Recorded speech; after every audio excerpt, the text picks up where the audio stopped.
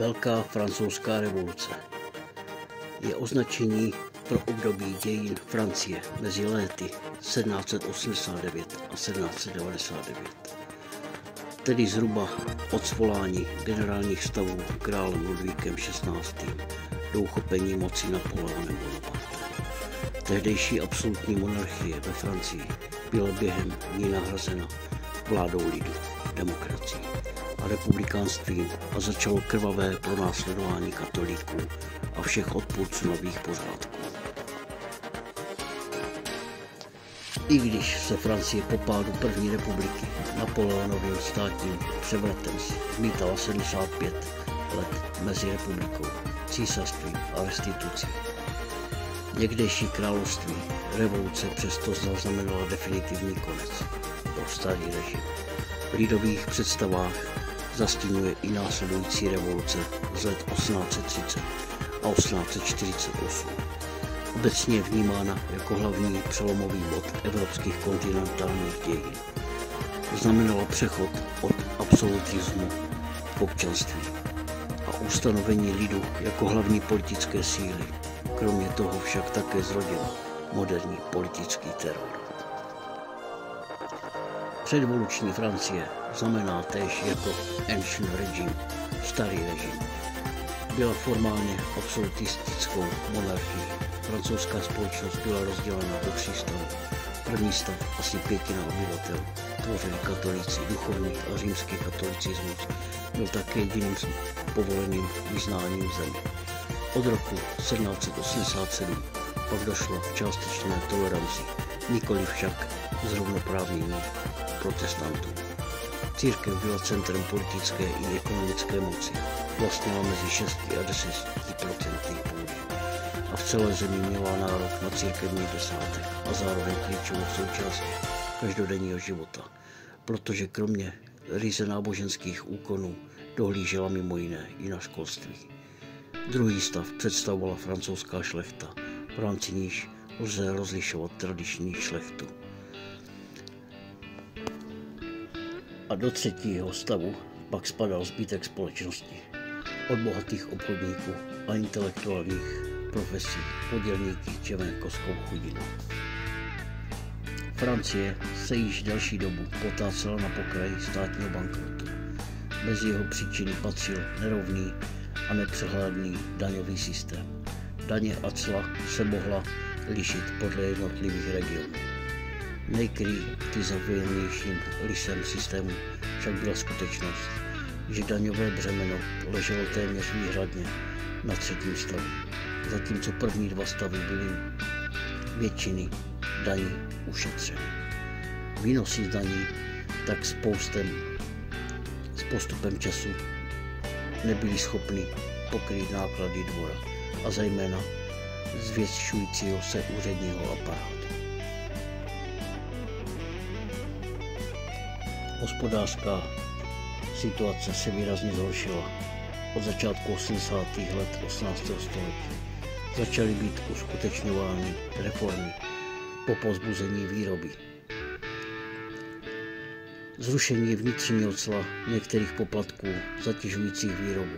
K hospodářským problémům se přidala i nepřízeň počasí, která byla zapříčiněna erupcí islandské sopky Laki v roce 1783.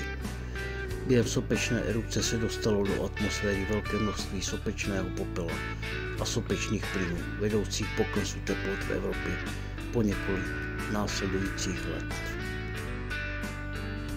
Stabilita režimu byla dlouho založena na spolupráci mezi monarchií a privilegovanými stavy. Ta byla ale narušena kvůli neudržitelné ekonomické situaci a počínání reformních ministrů. Šlechta vystoupila proti reformě soudů i místní administrativy a zejména požadavku, aby se začala podílet na daňovém systému. Král Ludvík XVI. Svolal 5. května 1789 generální stavy, které mu měly pomoci reformy prosadit, a to poprvé od roku 1614. Na shromáždění generálních stavů měl mít 3. stav stejně poslanců jako šlechta a duchovenstvo dohromady. Zástupci třetího stavu chtěli kromě placení daní s oběma privilegovanými stavy projednávat i reformy ve společnosti. První dva stavy za podpory krále nesouhlasili. Dále se král se šlechtou snažili omezit působnost generálních stavů na pouhé poradní těleso a na rozdíl od třetího stavu, který se dožadoval rozšíření jeho práv na nejvyšší zákonodárný orgán země. Po dlouhých dohadech se proto třetí stav rozhodl vytvořit 17. června Národní shromáždění. Dne 9. července se toto shromáždění prohlásilo ústavodárným národním shromážděním. Ludvík sice ustoupil, ale poslal k Versailles, kde se s ním konal vojsko a navíc odvolal populárního ministra Neckera. Na protest proti tomu Pařížané vtrhli do královské zbrojnice, zabavili na 32 000 pušek, ukořistili 50 000 pík, sestavili milice a časně ráno 14. července 1789 napadli vězení Bastille, symbol královského útlaku. Po 5 hodinách bylo toto vězení dobyto. Část ozbrojených Pařížanů se také sformovala Národní gardu. Do jejich čela byl postaven Marquis de Lafayette. Zásah pařížského lidu navíc zbavil Národní shromáždění hrozby z ozbrojeného zásahu krále a zdůraznil princip suverenity lidu. Na druhou stranu však poslance konfrontoval s otázkou oprávnosti lidového násilí při prosazování revolučních cílů. Vítězstvím Pařížanů je zpravidla datován počátek revoluce. Revoluční činnost se rozšířila po celé zemi i za jejími hranicemi. Mocenské orgány byly rozpuštěny a byly ustanoveny nové městské rady. Část kontrarevoluční šlechty na události reagoval odchodem ze země a sám král srpnové dekrety a deklaraci odmítl potvrdit. 5. října 1789 začal tzv. Ženský pochod na Versailles, kdy během dne propukly nepokoje mezi trhovkyněmi na tržištích v Paříži kvůli vysokým cenám a nedostatku chleba. Dav si zvolil 6 trhovkyň, které byly předvedeny před krále Ludvíka XVI. Nová ústava z roku 1791 byla schválena v září 1791 a Ludvík XVI. I pod přísahou stvrdil. Spor o vyhlášení války přinesl další rozkol v jakobínském klubu. Zde proti němu vystoupil Robespierre, který tvrdil, že revoluční principy nelze šířit válečnými prostředky. Jakkoliv byl v tuto chvíli i mezi Jakobíny v menšině, podpořili ho novináři Marat či Desmoulins. Po prvních válečných neúspěších i Danton. Spojení se Sans-Culottes také posílilo do posud minoritní část Jakobínů okolo Robespierre, Dantona či Marata. V noci z 9. na 10. srpna 1792 král Ludvík XVI. Byl zatčen a uvězněn. Dne 12. ledna 1793 proto Národní konvent nejtěsnější většinou jednoho hlasu rozhodl o jeho popravě, která se konala 21. ledna 1793. To zbytek Evropy šokovalo. Popravou Ludvíka XVI. Začíná tzv. Jakobínská diktatura, vláda teroru.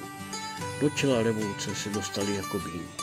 V rámci konventu zřídili výbory, které postupem času získaly i moc výkonnou a soudní. Období vlády Jakobínů od září 1793 do července 1794 vešlo pak ve známost jako teror. Gironisté byli následně souzeni revolučním tribunálem a odsouzeni k smrti gilotinou. Popravena byla i Marie Antoineta. Odhaduje se, že v tomto období přišlo o život více jak 16 000 Francouzů. Pozor, pouze popraveni gilotinou. Dne 24. října 1793 schválil konvent zavedení nového revolučního kalendáře. Zdálo se, že výboru pro veřejné blaho již nikdo nestojí v cestě. Ale mýlili se. Dne 9. Thermidoru, tedy 27. července 1794, byli neúplatní Robespierre a další přední představitelé režimu zatčení a poté, co neuspělo povstání pařížské komuny, na jejich podporu byli druhého dne popraveni. Thermidoriáni, jak se jim říkalo, popravili desítky Robespierrových příznivců a amnestovali část proskribovaných, jak se jim říkalo, rovněž. Do čela Francie se roku 1795 podle nové ústavy postavilo 5členné diktatorium, za jehož vlády nastal odliv revoluce a probíhaly čistky jakobinských aktivistů. Například z Národního konventu pomohl demonstrací násilně rozehnat generál Jean-Charles Pichegru, který právě pobýval v Paříži. V situaci všeobecné nestability se pak v roce 1799 při Brumayerovém převratu chopil moci bývalý dělostřelec Napoleon Bonaparte. A to je na příští video, že probereme Napoleona do podrobí.